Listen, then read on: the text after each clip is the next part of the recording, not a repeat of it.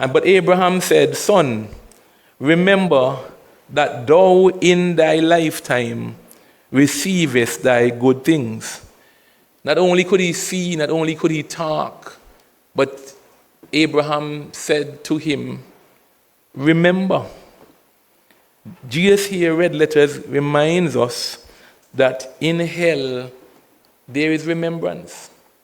You know, the human mind is so amazing, like a hard drive, that we can't erase some of the things, you know. Like he said, remember. And I imagine, as a person that does a lot of evangelism, going to prison, go on the street, go in the bar, I do all kind of things. Some of them not even so wise.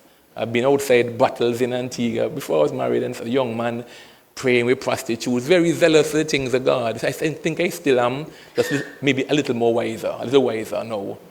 But can you imagine someone in hell remembering how many times they refused the gospel?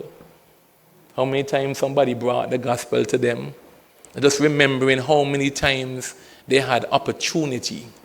I am not an investor. I don't know much about the stock market, but something popped up on my Facebook and said, if you had bought a Bitcoin some few years ago, one Bitcoin, today it would be worth 9-point-something million. And I said, boy, I should have bought two. Because when it came on the scene first, it was like cents for one. Imagine somebody have an opportunity to get one, get plenty, and say, no, I don't get it. And you look back now in regret.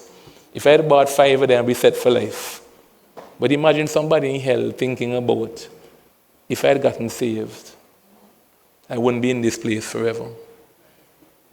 Regret comes with memory. And here it is, he remembered, and he said to him, in your lifetime, you receive good things, and likewise Lazarus evil things. But now he is comforted, and you tormented. In life, Lazarus was tormented, and the rich man was comforted. But now in death, again, we see a divine shift, a divine contrast. That he who was comforted in life was tormented in death. The Bible says, many are the afflictions of the righteous. For me, if I can be honest this morning, I would like to be comforted in both. Comforted here by the grace of God and go there too. And in some seasons it's possible. But I will be honest and tell you that we have been called to suffer for Jesus. That I may know him in the power of his resurrection and the fellowship of his suffering. So if I have to choose between the two, let me suffer here. The Bible says, if any man suffer as a Christian, let him not be ashamed. You see, our church get quiet when you talk about suffering, because the message of suffering is not one that we are open to. We want to be comforted in everything named life. It's impossible to have a life with comfort alone. You must suffer. But if we suffer as a Christian, not as a busybody, not as somebody meddling in people's affairs, as the Bible tells us, but suffer. I've made up my mind to suffer for Jesus. And I have done some suffering. Many are the afflictions of the righteous.